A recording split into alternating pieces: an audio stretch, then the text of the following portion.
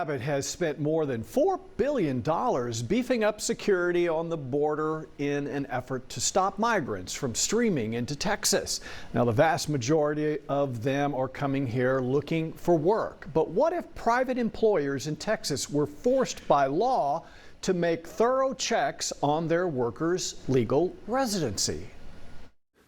That's the motive behind House Bill 3846 by Representative Steve Toth. You need to confirm that your new hires are eligible to work in the U.S.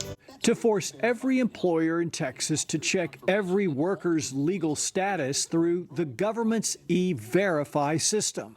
E-Verify is the business community's trusted partner to ensure a verified, authorized workforce. Local and state governmental workers in Texas already are screened by E-Verify, but that's not where most of the jobs are. What if every private employer in Texas were required to do immigrant status checks? Visit everify.gov today. So we want immigration. However, we want it to be legal immigration. And when we take away the jobs magnet, it takes away the incentive for people to come here. So E-Verify accomplishes that.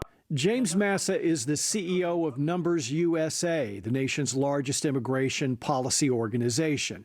He points to this 2016 study from the Federal Reserve of Dallas, showing 5 of the 7 states that mandated E-Verify experienced a notable reduction in the hiring of undocumented workers. Massa says a recent survey indicates 79% of Americans who responded say they are in favor of mandatory E-Verify immigrant status checks. The question is, does Texas have the political will to tell private employers who they can and can't hire? And I think that this is something that's just going to be a matter of will. It's a matter of what the people want. And the question is will the elected officials implement the will of the people? Now, mandatory E-Verify has been proposed before in Texas and allowed to die in committee. And there is a chance that House Bill 3846 won't make it out of committee this session as well, which begs the question, if it's the will of the people, then why not E-Verify? Well, along with border security, fighting fentanyl is another